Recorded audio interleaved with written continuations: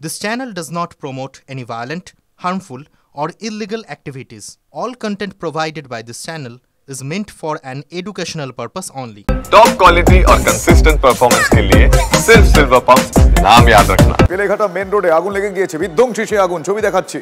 ফুটপাথে একটি দোকানে ভয়াবহ আগুন লেগে যায়। দমকলের দুটি ইঞ্জিন এই মুহূর্তে ঘটনাস্থলে রয়েছেন। ভয়াবহ সেই আগুন এই মুহূর্তে দাউ দাউ করে জ্বলছে। একটি দোকানে আগুন লাগে, সেই দোকান থেকে আগুন কিভাবে ছড়িয়ে পড়ে আপনারা দেখছেন। আমার সহকর্মী রঞ্জিত এই মুহূর্তে ঘটনাস্থলে রয়েছে। রঞ্জিত, কি আপডেট এখনো পর্যন্ত, কি পরিস্থিতি, কতটা নিয়ন্ত্রণে আনা গিয়েছে?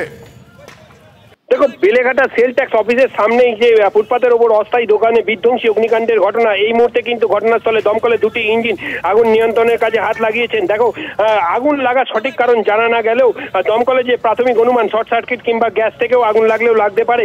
এই মুহূর্তে আগুনের লেলিয়ান শিখা কিন্তু ক্রমশ গ্রাস করছে পরপর দুটি দোকানে, এবং এই মুহূর্তে কিন্তু যেটি একদম অফিস টাইমের সময় যে লোকজন তারা কিন্তু রাস্তায় নেমে এসছেন, এবং সেল ট্যাক্সের যেহেতু সেল ট্যাক্স রয়েছে পাশে, সেইখান থেকে অর্থাৎ বেশ কয়েকশো যারা কর্মীরা রয়েছেন তারা কিন্তু বাইরে বেরিয়ে এসছেন আতঙ্কে। অর্থাৎ এইভাবে আগুনের লেলিহান শিখা কিভাবে গ্রাস করলো, এবং এই মুহূর্তে কিন্তু কতটা অ্যারেস্ট করা গিয়েছে এখনো পর্যন্ত, কতটা অ্যারেস্ট করা গিয়েছে আগুন? দেখো, এই মুহূর্তে দমকলের দুটি ইঞ্জিন কিন্তু দমকল কর্মীরা আগুন নিয়ন্ত্রণের কাজে হাত লাগিয়েছেন। যেহেতু খুব গুরুত্বপূর্ণ শহরের এই রাস্তাটি এবং যানজটপূর্ণ, সেই হেতু খানিকটা কিন্তু বেগের মধ্যে পড়তে হচ্ছে দমকল কর্মীদের। ইতিমধ্যেই কিন্তু দমকল কর্মীরা সেই আগুন অ্যারেস্ট করবার জন্য আপ্রাণ চেষ্টা চালাচ্ছেন। তবে দমকলের দুটি ইঞ্জিন এই মুহূর্তে কাজ করছে। আগুন কিভাবে লাগলো তা স্পষ্ট নয়, এবং ক্ষয়ক্ষতির পরিমাণও নির্দিষ্ট করে বলা সম্ভব নয়। বেশ রাস্তার যানজট পরিস্থিতি সেক্ষেত্রে কিরকম সেটা একবার দেখার চেষ্টা করবো যে এই ঘটনার পর সেখানে যেহেতু খুব গুরুত্বপূর্ণ একটি মোড়। রঞ্জিত, যানবাহন চলাচল কিরকম সেটা একটু দেখার চেষ্টা করবো, এবং তুমি যদি একটু বলো এই মুহূর্তে এই অগ্নিকাণ্ডের কারণে যানজটের সৃষ্টি হয়েছে কি আদৌ? দেখো, যানজট কিন্তু এই মুহূর্তে নিয়ন্ত্রণ করছে বেলেঘাটা থানার পুলিশ, এবং যানজট যে খুব ধীর গতিতে চলছে যেহেতু একদম রাস্তার ধারে, যে একদম বেলেঘাটা মেন রোডের রাস্তার ধারে অগ্নিকাণ্ডের ঘটনা, সেই হেতু বেশ কিছু আতঙ্কে কিন্তু রাস্তায় নেমে এসছেন অফিস যাত্রী, অফিস যারা কলিগ রয়েছে তারা নেমে এসছেন, এবং স্থানীয়রা রাস্তার মধ্যে ভিড় করে দাঁড়িয়ে রয়েছেন, এবং কৌতূহলী মানুষরা দাঁড়িয়ে রয়েছে। পাশাপাশি দমকলের ইঞ্জিন চেষ্টা চালাচ্ছেন নিয়ন্ত্রণ করবার জন্য, এবং সাময়িকভাবে যানবাহন নিয়ন্ত্রণ করছে বেলেঘাটা ট্রাফিকের পুলিশ। বেশ, দুটো ইঞ্জিন এখনো পর্যন্ত ঘটনাস্থলে রয়েছে। তুমি বললে আগুন যাতে অন্যত্র ছড়িয়ে না পড়ে তার জন্য কি দেখছো, কতটা কি প্রিভেন্টিভ মেজার সেখানে এখনো পর্যন্ত তারা আপৎকালীন ব্যবস্থা করতে পেরেছেন? দেখো, এখনো পর্যন্ত আগুন নিয়ন্ত্রণে আনার জন্য দমকল কর্মীরা আপ্রাণ চেষ্টা করছেন, এবং আগুনের যে সারাউন্ডিং আছে তারা কিন্তু উভয় দিক থেকে তারা কিন্তু নিয়ন্ত্রণে অর্থাৎ আগুনটিকে অ্যারেস্ট করবার চেষ্টা চালাচ্ছেন এবং আপ্রাণ চেষ্টা চালাচ্ছেন। এই মুহূর্তে দমকলে দুটি ইঞ্জিন এবং সেখানে কাজ করছে। এখনো পর্যন্ত কেউ আহত হয়েছেন এরকম খবর নেই তো? না, পুলিশ সূত্র মারফত যেটা খবর, এখনো পর্যন্ত কোনো হতাহতের খবর মেলেনি, এমনটাই কিন্তু পুলিশ সূত্র মারফত আমরা জানতে পারছি। তুমি নজরে রাখো, তোমার কাছ থেকে আমি আবারও আপডেট নেবো। আপাতত তোমায় ধন্যবাদ জানাই। বেহালা এই বিধ্বংসী অগ্নিকাণ্ডের ঘটনা আপনারা দেখছেন আজ ঘটে গিয়েছে বেলেঘাটায় এই মুহূর্তে বিধ্বংসী অগ্নিকাণ্ডের ঘটনা। দুটি ইঞ্জিন দমকলের এখন রয়েছে, আগুন নিয়ন্ত্রণে আনার চেষ্টা করছেন দমকল কর্মীরা। একটি দোকান থেকে আগুন লাগে, কি কারণে আগুন লেগেছে এখনো জানা যায়নি। ভয়াবহ লেলিয়ান শিখা এই মুহূর্তে সেই ছবি দেখতে পাওয়া যাচ্ছে।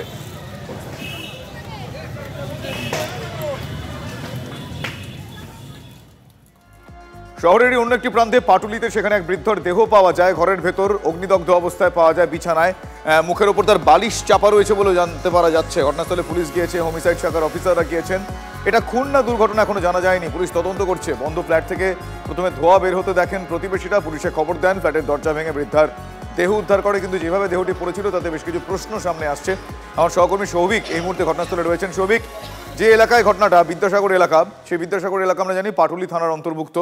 আমি জানতে চাইবো তোমাকে, যখন দেহটি পাওয়া গেল, গিয়ে যখন দেখা গেল বেশ কিছু অপ্রীতিকর বিষয়ও সেখানে নজরে আসে, অস্বাভাবিক কিছু বললে হয়তো বেটার হয়, সেগুলোর কোনো রকম কিনারা এখনো পাওয়া গিয়েছে? সে প্রশ্নের উত্তর মিলেছে? কেন মুখে বালিশ, আগুন লাগলো কি করে? একদমই তাই। দেখো, অস্বাভাবিক তো আছেই, কারণ হচ্ছে যে জায়গায় ঘটনাটি ঘটে সেটা হচ্ছে পাটুলি থানার অন্তর্গত বাঘাযতীন বিদ্যাসাগর কলোনি। এবং আমি একবার আমার ক্যামেরা পার্সনকে দেখাতে বলবো যে এই পাশেই যে ফ্ল্যাটটি দেখা যাচ্ছে, এই ফ্ল্যাটের একতলায় কিন্তু সেই বৃদ্ধা থাকতো, যার নাম হচ্ছে মালবিকা মৈত্র, 72 বছর আনুমানিক বয়স। নিজের ছেলে অভিষেক মৈত্রের সঙ্গে থাকতো এবং নিজের ছেলে কিন্তু একটি বেসরকারি ব্যাংকে কাজ করে, এমনটাই জানা যাচ্ছে। কিছুক্ষণের মধ্যেই কিন্তু দেহ বার করা হবে, ময়নাতদন্তের জন্য নিয়ে যাওয়া হবে। আজকে সকালবেলায় স্থানীয় মানুষজন কিন্তু প্রথম অবস্থায় তারা কিন্তু আগুন দেখতে পায়, ধোঁয়া দেখতে পায় এবং তারপরেই ছুটে যায় ফ্ল্যাটের পিছনে। তুমি দেখতে পাচ্ছ সেই দেহ কিন্তু মালবিকা মৈত্রের যে দেহ, সেই দেহ কিন্তু ময়নাতদন্তের জন্য নিয়ে যাচ্ছে। এবং প্রথম অবস্থায় যখন মানুষজন কালো ধোঁয়া দেখতে পায়, তারপরেই কিন্তু ছুটে আসে ফ্ল্যাটের পিছন দিকে, কাঁচের জানলা ভেঙে আগুন নেভানোর চেষ্টা করে, কিন্তু সেটা কোনো রকমভাবে সম্ভব হচ্ছিল না। পরবর্তীকালে একেবারে ফ্ল্যাটের সামনে চলে আসে, সেখানে তালা বন্ধ করা দরজা ছিল, সেই তালা ভেঙে যখন ভিতরে ঢোকে পুরো কালো ধোঁয়ায় ঢেকে গেছিল। সৌভিক, মৃত্যু কি অগ্নিদগ্ধ হয়েই নাকি অন্য কোনো রকম ভাবে কার্ডিয়াক অ্যারেস্ট ইত্যাদি এই ব্যাপারগুলো কোনো রকম এখনো জানা যাচ্ছে? আর এই ঘটনার সময় ওনার ছেলে কোথায় ছিলেন? দেখো, এই ঘটনার সময় থেকেই কিন্তু ছেলে পলাতক, ছেলেকে পাওয়া যাচ্ছে না, পুলিশ যোগাযোগ করার চেষ্টা করছে। তবে যেটা তুমি জিজ্ঞেস করছি যে মৃত্যুর কারণ কি অগ্নিদগ্ধ হয়ে মৃত্যু হয়েছে, সেটা কিন্তু প্রশ্নচিহ্ন রয়েছে। কারণ যে জায়গাটাই এই বৃদ্ধা ছিল, অর্থাৎ সেই খাটটার উপরেই কিন্তু শুধুমাত্র আগুন জ্বলছিল এবং তার মুখে বালিশ চাপা দেওয়া হয়েছিল। অর্থাৎ প্রাথমিক যেটা অনুমান যে তাকে হয়তো আগে, কারণ আগুন যদি লাগতো সেক্ষেত্রে কিন্তু সে চিৎকার করতো, বাঁচবার চেষ্টা করতো, কিন্তু সেরকম কোনো কিছু করেনি। কারণ চিৎকার করলে আশেপাশের লোকজন সেই শব্দ কিন্তু পেত। যেহেতু বিছানার উপর সে অবস্থায় ছিল এবং শুধুমাত্র বিছানাটুকুই জ্বলছিল, তার মুখে বালিশ চাপা দেওয়া ছিল, সেক্ষেত্রে কিন্তু পুলিশের একটা প্রশ্নচিহ্ন রয়েছে যে মৃত্যুর কারণ। যদিও ইতিমধ্যেই লালবাজারের হোমিসাইড শাখা এবং স্থানীয় পাটুলি থানা যেহেতু যে কোনো বাড়িতে এখন খুব বেশি না হলেও মোটামুটি 50% বাড়িতে এখন ক্লোজ সার্কিট ক্যামেরার একটা সার্ভিলেন্স থাকে, এক্ষেত্রে সেরকম কিছু আছে এই বাড়িতে? দেখো, এই বাড়িতে সিসি ক্যামেরা নেই, কিন্তু যে জায়গায় ঘটনাটা, অর্থাৎ বিদ্যাসাগর কলোনির কিন্তু যে ফ্ল্যাটের ভিতরে ঘটনাটি ঘটে তার আশেপাশে, অর্থাৎ রাস্তায় কিন্তু বেশ কিছু সিসি ক্যামেরা রয়েছে এবং সেই ফুটেজ কিন্তু খতিয়ে দেখছে পুলিশ। ছেলেকেই কিন্তু মূলত খোঁজবার চেষ্টা করছে, কারণ এত বড় একটা ঘটনা ঘটে যাওয়ার পরে কিন্তু ছেলে বেপাত্তা এবং সেই ছেলের সঙ্গে যোগাযোগ করার চেষ্টা করছে এবং এই খুনের পিছনে কি কারণ রয়েছে বা এটা। আমি তোমার কাছে আসবো, তোমার কাছে আসবো। এই ধরনের ঘটনার পর প্রতিবেশীদের মনোভাব কি, তাদের প্রতিক্রিয়া কি খুব গুরুত্বপূর্ণ। আমি একবার আপনাদের শোনাবো, দর্শকদের শোনাবো প্রতিবেশীরা এই ঘটনার পর তারা কি বলছেন। কখন দেখতে পেলেন? ওই তখন 12:30 বাজে। কি দেখলেন? দেখলাম যে ঘর থেকে ধোঁয়া বেরোচ্ছে, ওই পাশে ওই ছেলেটা ছিলেন, আমরাও ছিলাম, আমি ছিলাম, ওই সরপা বৌদি ছিলেন আর ওই কাকিমা ছিলেন। তখন ওই জানলা দিয়ে দেখতে পেলো, দেখে তখন ও জানলা দিয়ে গিয়ে নিবাতে গেল। আর ওই যে বাড়িওয়ালা ছিলেন উনি এসে তালা ভেঙে করেছে। আগুন ঢুকে দেখলো যে আগুন ধরে রয়েছে ঘরের ভিতরে। হ্যাঁ, আর ও গিয়ে বিছানায় গিয়ে তালা ভাঙেনি, ও জানলা দিয়ে গিয়ে আগুন নিভিয়েছে। বাড়িতে কে কে থাকতো? বাড়িতে ছেলে আর মা থাকতো। ছেলে তো বাইরের দিক দিয়ে লক করে গেছিল। ধোয়া গন্ধ পাওয়া যাচ্ছিল, আমরা তখন কেউ বুঝতে পারি। এবার হঠাৎ করে আমি যখন বেরিয়েছি তো আমার বাড়ির পিছন দিক দিয়ে দেখছি ওনাদের ওখান দিয়ে ধোঁয়া বেরোচ্ছে, জানলা দরজা সব বন্ধ। তখন আমি গিয়ে কাছে ঘুষি মেরে কাজটা ভাঙি, যেহেতু তখন ধোঁয়া বেরোচ্ছিল। এবার ওনাদের ওপর দিকে একজন রোগা করে লোক নেমে এসেছিল। এবার আমি আর উনি তালাটা ভেঙেছে, ওই চৌবাচ্চা থেকে ওনাদের বালতি করে জল তোলা হয়েছে, 5-6 বালতি জল দেওয়াতে আগুনটা নেমে গেছিলো। তারপরে আর ঘরে কেউ ঢুকতে পারছিলাম না ধোয়ার জন্য। তারপরে যখন আমরা ঢুকেছি তখন দেখছি যে মহিলাটা উনি খাটের মধ্যে শোয়া, মুখে খোলবালিশ দেওয়া, পুরো আশেপাশে কি কোথাও আগুন লেগেছিল? শুধু বেসিক্যালি মহিলাটার গায়ে আর খাটের মধ্যে, মানে শুধু আগুন ধরিয়ে দিলে যেমন হয় সেরকম ওরকমই। খাটটা জ্বলছিল, বালিশটা ছিল মহিলাটার মুখের উপর, মুখে চাপা দেওয়া ছিল, মুখ দেখা যাচ্ছিল, মুখটা দেখা যাচ্ছে, বালিশটা মুখে ছিল, মুখে। আর এই ছেলে তারপর থেকে বেপাত্তা? না, তার আগের দিকে। সৌভিক, প্রতিবেশীরা বলছেন তার ছেলে নাকি তার আগের থেকে বেপাত্তা, 1। আর 2, আরো একটা বিষয় আমি জানতে চাইবো যে এই মহিলা তিনি কি অসুস্থ ছিলেন বা কিছু বাইরে থেকে তালা দিয়ে চলে যেতে হতো কি তাকে, এরকম সেই বিষয়গুলো কোনো উত্তর পাওয়া যাচ্ছে? এখন ছেলের ভূমিকা নিয়ে এই মুহূর্তে কিছু প্রশ্ন উঠছে।